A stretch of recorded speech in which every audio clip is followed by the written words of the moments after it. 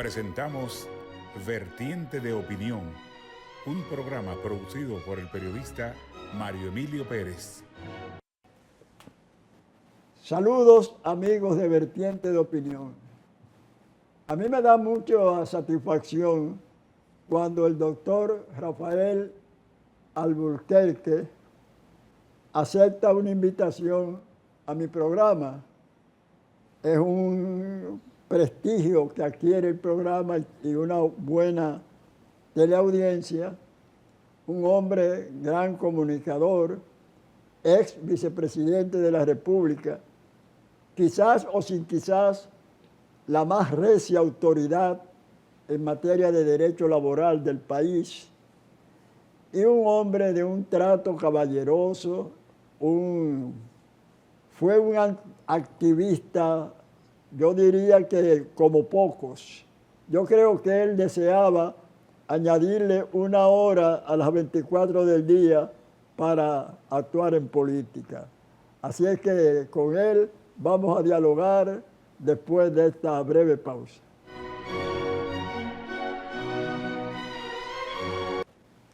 De inmediato vamos a dialogar con el doctor Rafael Alburquerque, ex vicepresidente de la República y sólido intelectual y dirigente del partido Fuerza del Pueblo.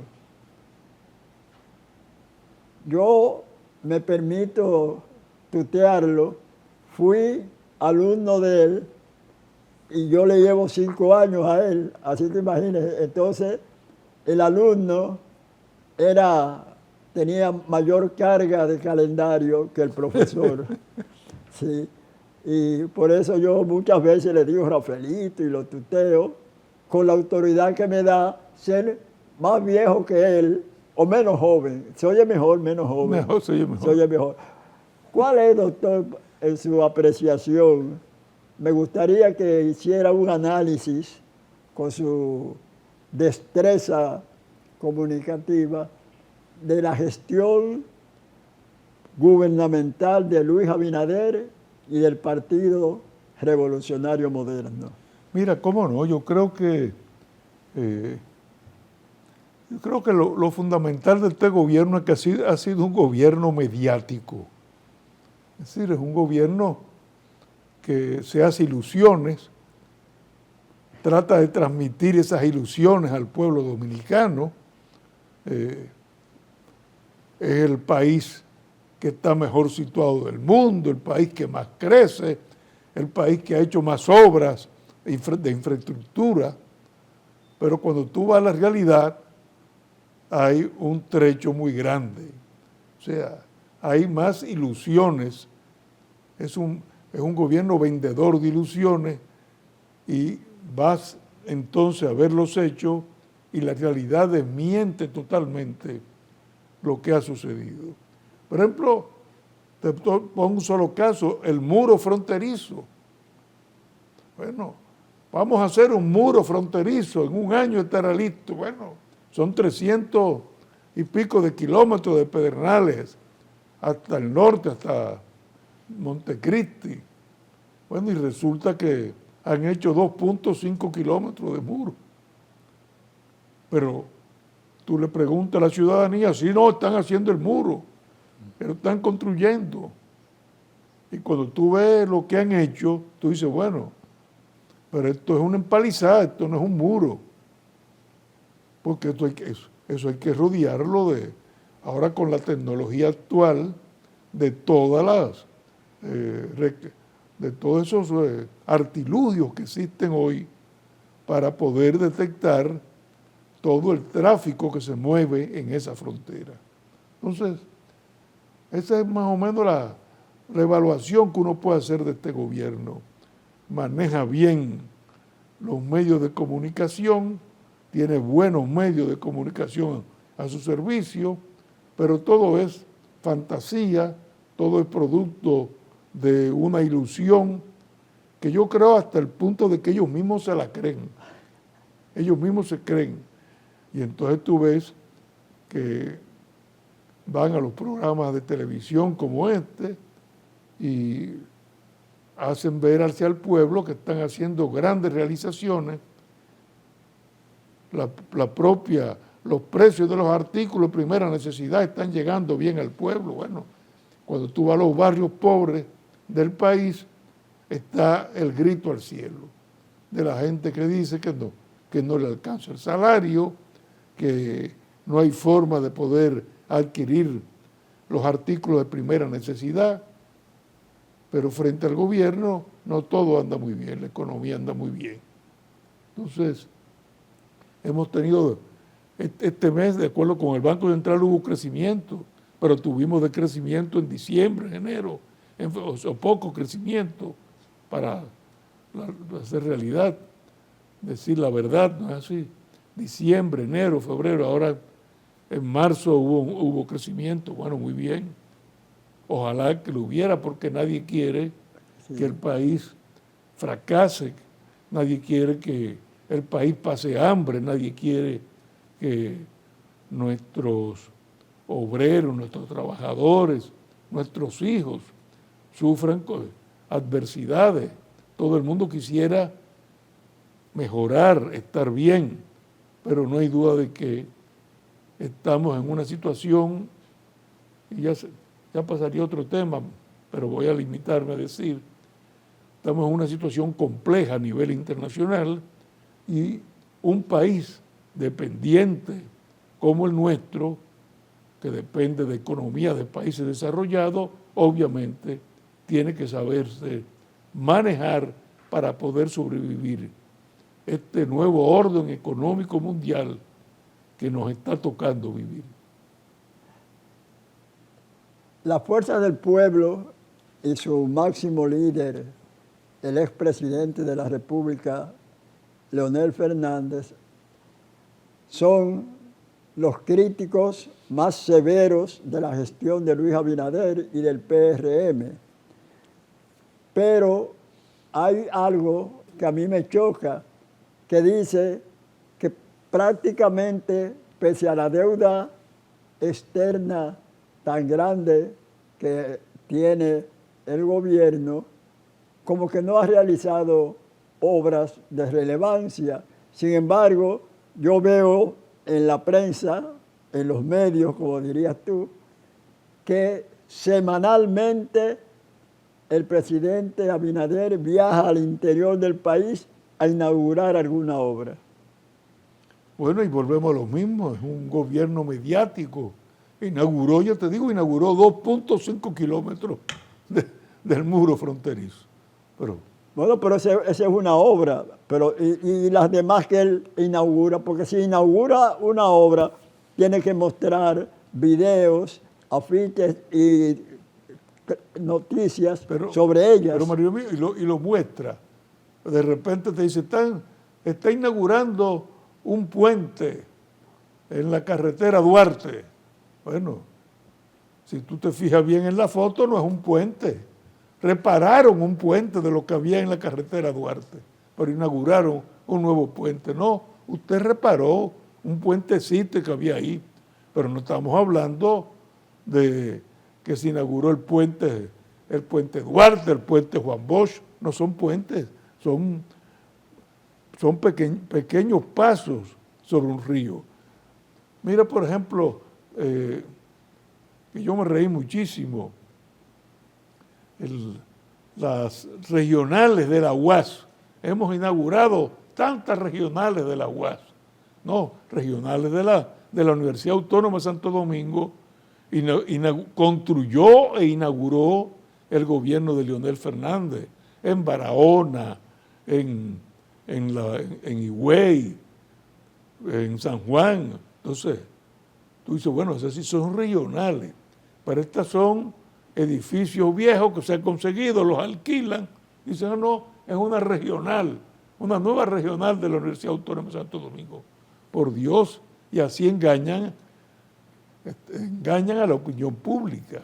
Entonces, sí, todas las semanas hay inauguraciones, pero que me muestren realmente cuáles son las obras que han inaugurado, las grandes obras que han inaugurado. Ahora bien, los analistas del acontecer político nacional siempre señalan que el doctor Leonel Fernández y su Fuerza del Pueblo a veces critican que el gobierno no haya enfrentado determinados problemas ni resuelto otros, cuando durante 3 gestiones gubernamentales, 12 años de gobierno, no las enfrentó ni las resolvió. Bueno, que me digan algunas. Nosotros estuvimos 8 años acompañando al presidente Fernández como vicepresidente y no solamente resolvimos, generamos nuevos programas de lucha contra la pobreza, como fue el programa Solidaridad, y nadie pudo, nunca pudo, ningún ciudadano decir que era un programa que se había desviado de su propósito, ni que fue un programa proselitista en beneficio de los miembros y militantes del partido en el poder, que en ese entonces era el PLD, el Partido de la Liberación Dominicana. No hubo un solo escándalo. Aquí en los años de gobierno que tiene el PRM, el programa de lucha contra la pobreza, que es Supérate, bueno, frecuentemente tiene escándalos. Escándalos de que le hackearon la tarjeta, escándalos de que esas tarjetas van a manos hasta de diputados y senadores, de que se reparten bonos que no son para solventar, para luchar y proteger al pobre, sino bonos que son para comprar la conciencia de dominicanos e inducirlos a votar por un determinado partido. O sea, todo lo que fue protección social que creó el gobierno de Leonel Fernández fue sencillamente destruido en las manos del PRD, porque convirtieron lo que era Solidaridad, que hoy se llama Supérate, lo convirtieron en un programa clientelista, hasta el punto de que el pueblo, como no, o sea, no se sabe qué día paga en la tarjeta, el pueblo le llama no Supérate, le llama Desespérate a la tarjeta, porque se desespera la gente y no llega el dinerito. Entonces, yo mismo denunciaba hace poco, aumentan y crecen el número de tarjetavientes, de los que reciben la ayuda. Yo decía, pero bueno, en la época en que yo dirigí el programa, la gran noticia para nosotros era poder disminuir el número de los beneficiarios. ¿Por qué? Porque si se disminuía el número de los beneficiarios, eso era señal de que la pobreza se estaba reduciendo. Pero el presidente de la República dice, la pobreza se está reduciendo como nunca antes en la República Dominicana.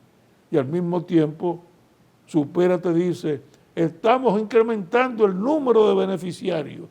Pero bueno, entonces si están aumentando el número de los beneficiarios, los pobres están creciendo o están repartiendo la tarjeta entre personas que no son pobres, una de dos. Es una demostración clara, vuelvo y te repito, de que es un gobierno de mucha espuma y poco chocolate. Durante décadas, el doctor, nuestro distinguido invitado, Rafael Alburquerque, se suscribió, sustentó ideológicamente teorías de izquierda. Ahora, militando en la Fuerza del Pueblo, ¿a cuál ideología se circunscribe, a pesar de que ya se ha hablado, ¿verdad?, del fracaso y la desaparición y la suspensión de las ideologías políticas, la Fuerza del Pueblo? No, la Fuerza del Pueblo se autodefine y en los estatutos están incluidos como un partido progresista, un partido que lucha por conquistas sociales por mejorar las condiciones de vida y por supuesto las condiciones económicas y entonces de vida de los dominicanos. O sea, nos alejamos, vamos a decir, del sesgo conservador. ¿Qué significa ser conservador? Bueno, pues preservar lo que se tiene. Pero nosotros creemos, sí hay que preservar lo que se tiene, pero hay que mejorar lo que se tiene. Entonces, desde ese punto de vista, nos calificamos como un partido progresista identificado con todo lo que tiene que ver con los programas sociales y por esa razón nosotros formamos en nuestro gobierno ese programa que hablamos hace un momento de solidaridad, que no es un programa para, como se ha entendido en este gobierno, para dar dinero, no, es un programa, o era un programa, de poder luchar contra la pobreza y que hogares identificados como pobres por el mapa de la pobreza, esos hogares, si no los titulares actuales, sus hijos y sus hijas pudieran salir de la pobreza. Y por esa razón había una ayuda, pero esa ayuda era a cambio de que en ese hogar se lograran objetivos definidos.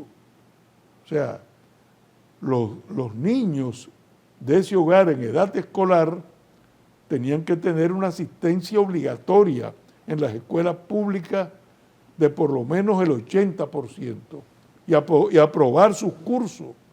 Y a mí el ministro, lo que era Secretaría de Educación, el Ministerio de Educación, tenía que rendirme un informe. Y si en el informe se detectaba que esos muchachos no estaban en la escuela, sencillamente se les suspendía la tarjeta. Pero asimismo tenían que estar vacunados esos muchachos. Y el Ministerio de Salud informarme a mí como director del programa si estaban cumpliendo con los programas de vacuna infantil contra la papera, el tifus, el sarampión, la varicela. Bueno, y si no se le suspendía, ¿por qué? Porque entendíamos que si esas nuevas generaciones crecían con educación y con salud, podrían salir de la pobreza. ¿Qué tú opinas en relación con el ascenso vertiginoso de victorias de partidos de derecha en América Latina, en Europa, y la izquierda, el progresismo, vamos a decir así, está como retrocediendo? Lo hemos visto en Estados Unidos. Mira, bueno, con la corrección de que en los Estados Unidos, bueno, entre demócratas y republicanos, pues es difícil a veces, ¿no es así?, de señalar quién es conservador y quién es progresista, pero bueno, generalmente se entiende que sí. Pero fíjate que, con perdón de la interrupción, que el presidente Trump define siempre a los demócratas como de izquierda y hasta comunistas. Y hasta comunistas también, claro que sí. Sí, mira, yo creo que al principio lo dije, estamos frente a un nuevo orden económico mundial. Todas estas políticas económicas que está aplicando el presidente Trump, no hay duda de que son disruptivas. Han alterado todo el orden económico mundial. Los propios organismos económicos multilaterales, como el Banco Mundial, el Fondo Monetario Internacional, están llamando la atención de que todas estas medidas pueden provocar una recesión de carácter mundial. En el caso nuestro específico de la República Dominicana, pues una recesión en los Estados Unidos obviamente afecta duramente la República Dominicana. lo que siempre ha dicho, cuando allá hay un resfriado, aquí es una pulmonía. Una recesión significa menos envío de remesas, porque al haber recesión hay también entonces menos circulantes en los Estados Unidos. El dólar como referente mundial se ha devaluado. Anteriormente estaba una paridad entre el euro, la moneda de la Unión Europea, y el dólar. Hoy se ha devaluado, hoy vale mucho más el euro que el dólar. En fin, o sea, hay toda una serie de medidas. Hoy mismo veía en los periódicos que estaban anunciando ya que los fabricantes de automóviles en los Estados Unidos habían ya levantado una alarma frente al presidente Trump, que ha impuesto un arancel del 25% a toda la fabricación, importación de automóviles y piezas de automóviles, y ya anunciaba que iba a rebajar los aranceles en materia de automóviles. Bueno, porque se ha dado cuenta que las medidas van a afectar económicamente a los Estados Unidos. Y con respecto a la República Dominicana, ya las empresas de zona franca para exportar a Estados Unidos tienen ahora un arancel de 10%. Eso nos perjudica.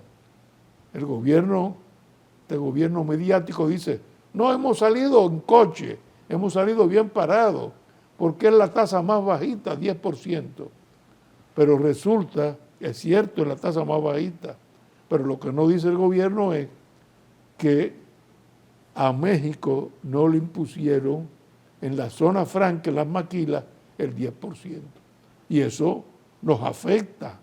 O sea, no, tenemos ahora una competencia más fuerte con México, porque en vez de venir una zona franca aquí, ir a México, que no tiene el arancel del 10% que le han impuesto a nuestra zona franca. Es una injusticia total, porque en la balanza, en el intercambio comercial, nuestra balanza es deficitaria. Nosotros importamos más de Estados Unidos que lo exportamos y nos están sancionando, lamentablemente.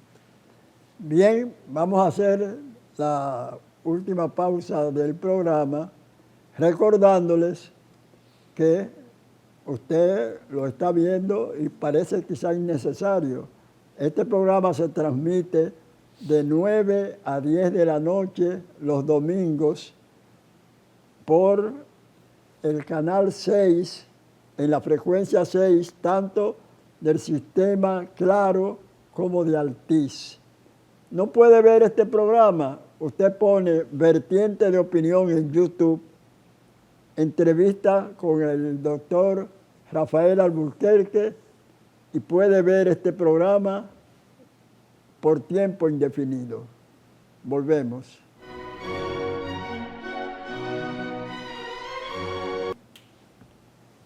Continuamos dialogando con el doctor Rafael Alburquerque, 2 veces vicepresidente de la República, que por cierto, ¿cómo te sentiste cuando el doctor Leonel Fernández, que al igual que yo fue tu discípulo en la Universidad Autónoma de Santo Domingo, te eligió vicepresidente por primera vez y que luego fuiste elegido nuevamente por él en su segundo periodo gubernamental?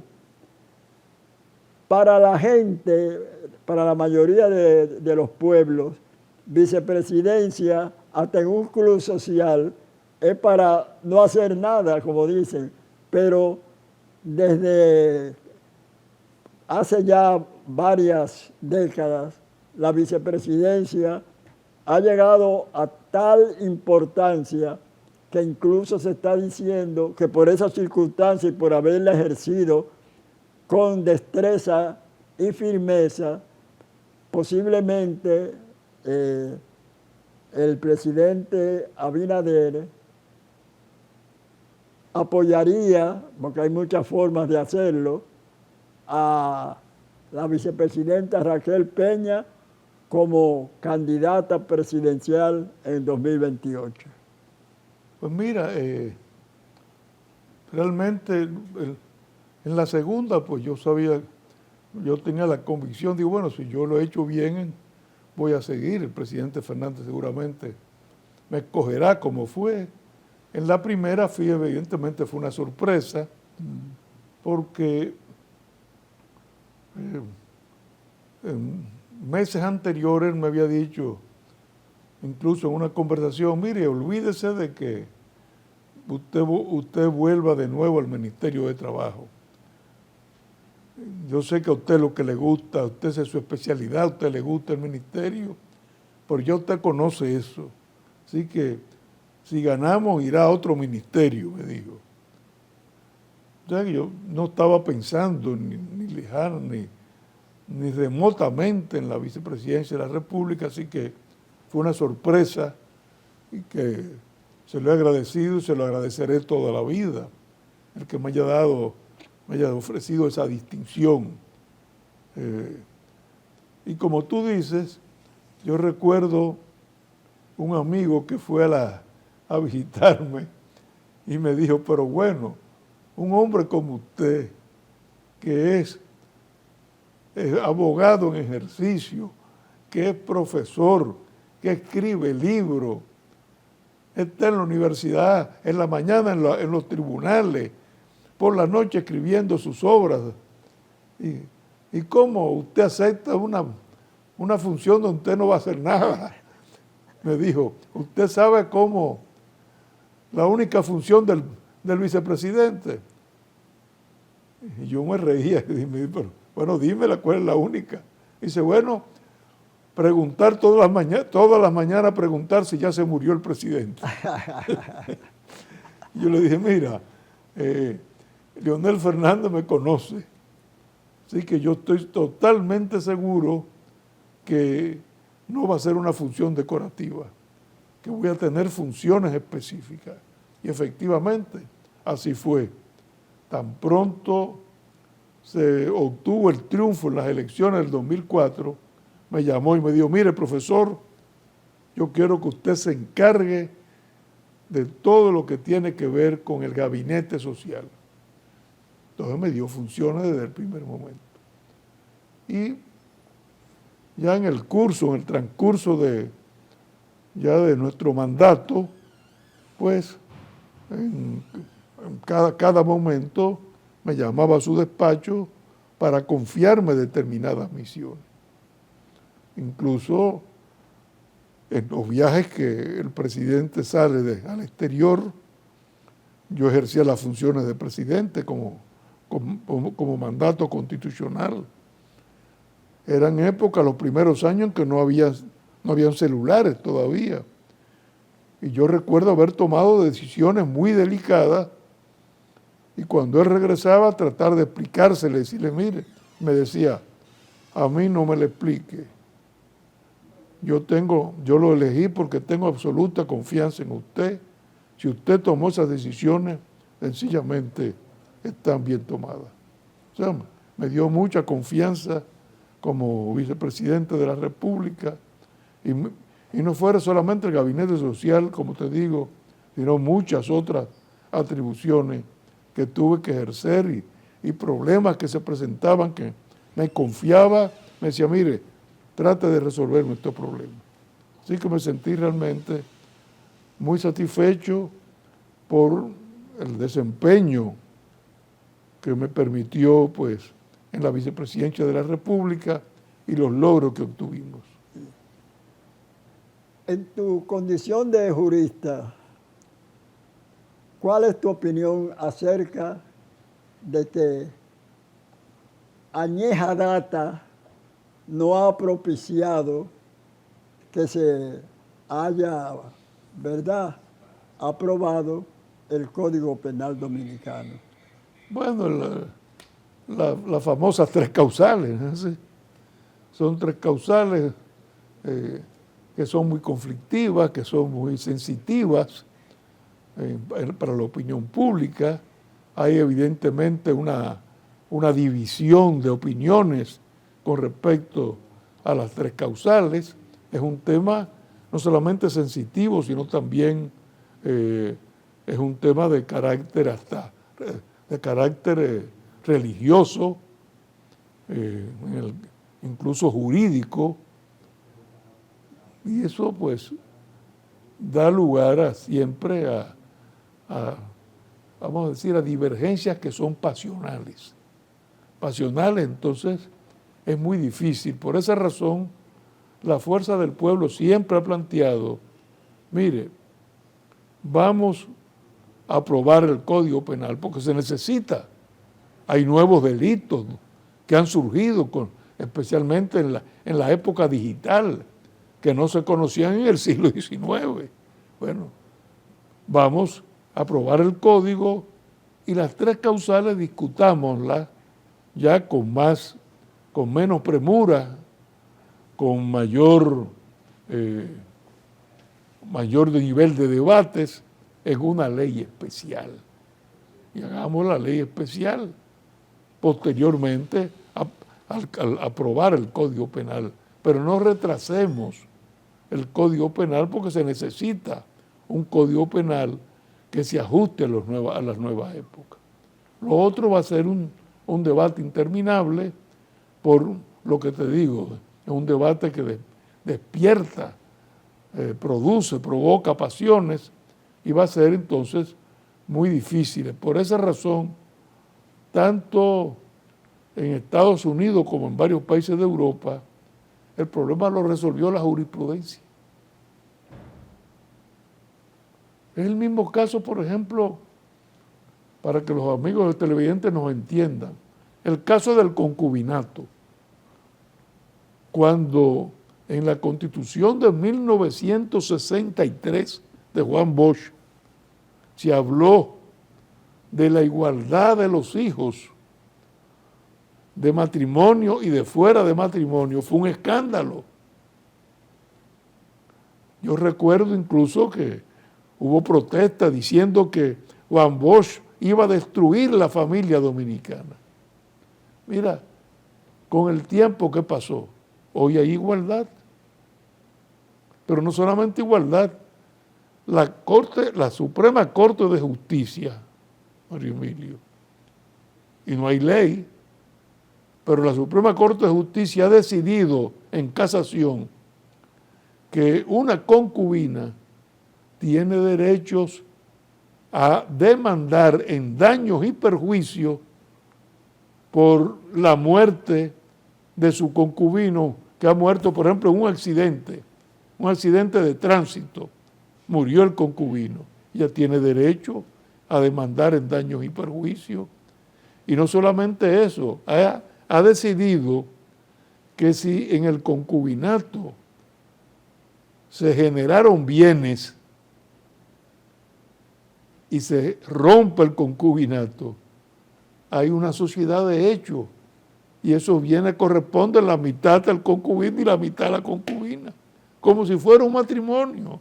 Pero eso en el 63 era una piedra de escándalo. Hoy ha pasado y no ha habido protesta de nada, de nadie. Están en los libros de jurisprudencia. ¿Tú has oído alguna protesta? Ni se sabe, yo creo. Entonces,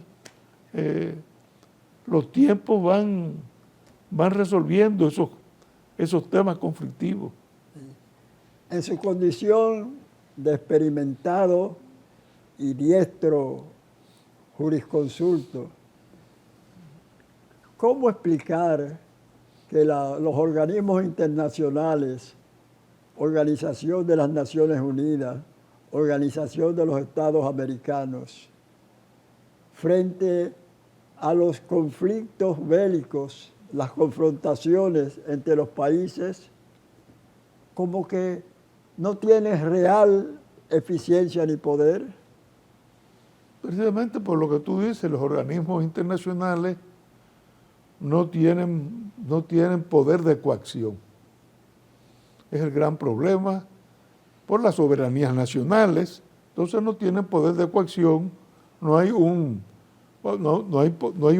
poder supraestatal, un poder supraestado por encima de los estados que puede imponer. Entonces, ahí volvemos al famoso adagio jurídico que nos explicaban en la Facultad de Derecho, cuando hablaba de la diosa Temis con su venda, de una justicia imparcial. Pero la diosa Temis tiene en una mano la espada y en otra mano la balanza. Y los viejos profesores decían, el derecho con la balanza sola, sin la espada, es el derecho en la impotencia.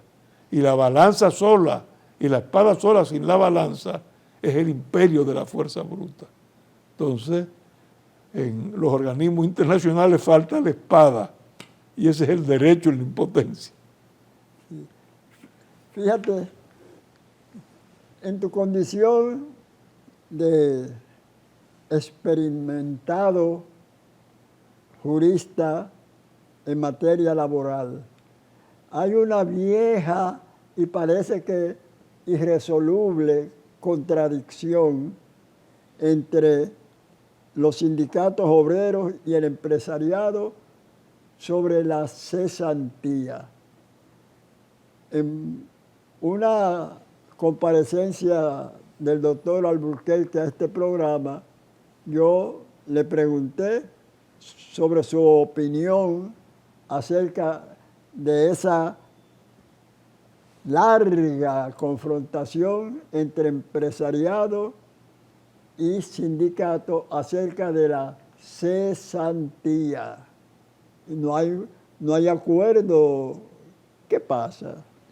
Mire, es muy difícil porque una de las contradicciones más agudas es la contradicción entre el capital y el trabajo.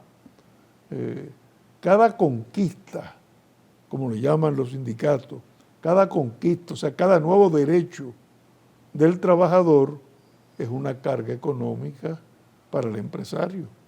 Aumento el salario, bueno, carga económica para el empresario. Aumento el periodo de vacaciones, carga económica para los empresarios porque van a tener que pagar el salario sin que el trabajador preste servicio. Entonces, es una contradicción difícil de lograr una conciliación porque son intereses contrapuestos. Y obviamente, si la terminación del contrato establece que en esa terminación tiene que pagar una indemnización, esa es una carga económica para el empresario. Entonces, es lógico que los empresarios busquen disminuir esa carga económica. Y es lógico que las organizaciones sindicales busquen preservar ese derecho que le fue reconocido en 1992. Esa conquista, como dicen ellos, que le fue reconocida en 1992. Entonces, es un tema muy, muy peliagudo, muy sensitivo, en el cual es difícil poder encontrar una conciliación. Por esa razón, cuando el tema estaba muy, muy de moda, en la última presentación que tuvimos aquí, yo te decía, mira, yo creo que lo mejor es lo siguiente, si no hubo acuerdo, bueno, aprobar los acuerdos a que se llegó, a que los trabajadores y empresarios llegaron, que el Congreso los apruebe y que el Ministerio de Trabajo siga, pues, llevando a cabo los esfuerzos necesarios para nuevos acuerdos. O sea, avancemos mientras tanto, no paralicemos las reformas en que ha habido acuerdo, pero sigamos trabajando en futuras reformas. Vamos a ver si me oyen, ¿no es así? Javier Milei en Argentina obtuvo un triunfo político sobre el peronismo, que tenía ya mucho tiempo ostentando el poder en la nación sudamericana. Él, como extremo derechista, ha tomado medidas que se consideró que iban a hundir la economía argentina. Sin embargo, parece lo contrario. ¿Cómo explicarlo? Mira, realmente Argentina siempre ha sido un país de una alta inflación. Ha tratado, bueno, pues de combatir esa inflación. Ya eso es un triunfo, ¿no es así?, para su gobierno y para la ciudadanía. Pero hay que ver y hay que estudiar el precio que han tenido que pagar los argentinos para lograr ese objetivo. Eso es lo que habría que ver. Las informaciones que se dan en los periódicos no te permiten hacer un análisis exhaustivo de lo que está sucediendo en estos momentos en Argentina.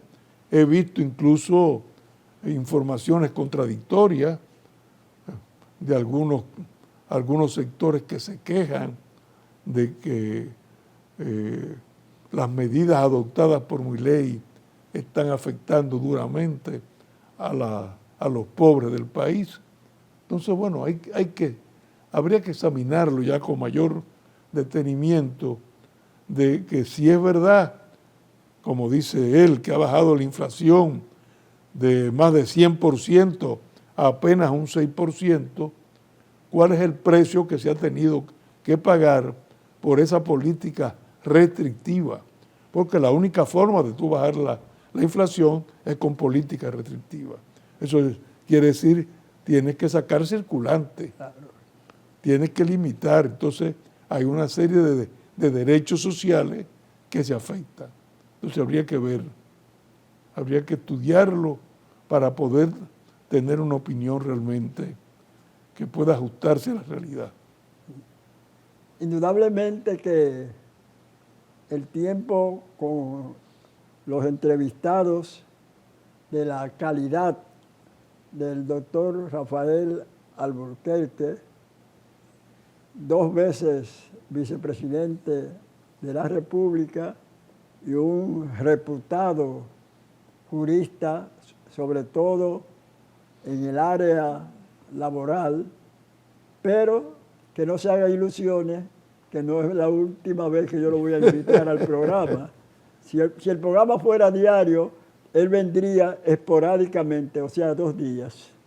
Así es que también recordarle a nuestra amable teleaudiencia que en YouTube, usted sintonizó tarde este programa o no pudo verlo, escriba en YouTube Vertiente de Opinión, entrevista con el doctor Rafael Alburquerque. Hasta la próxima.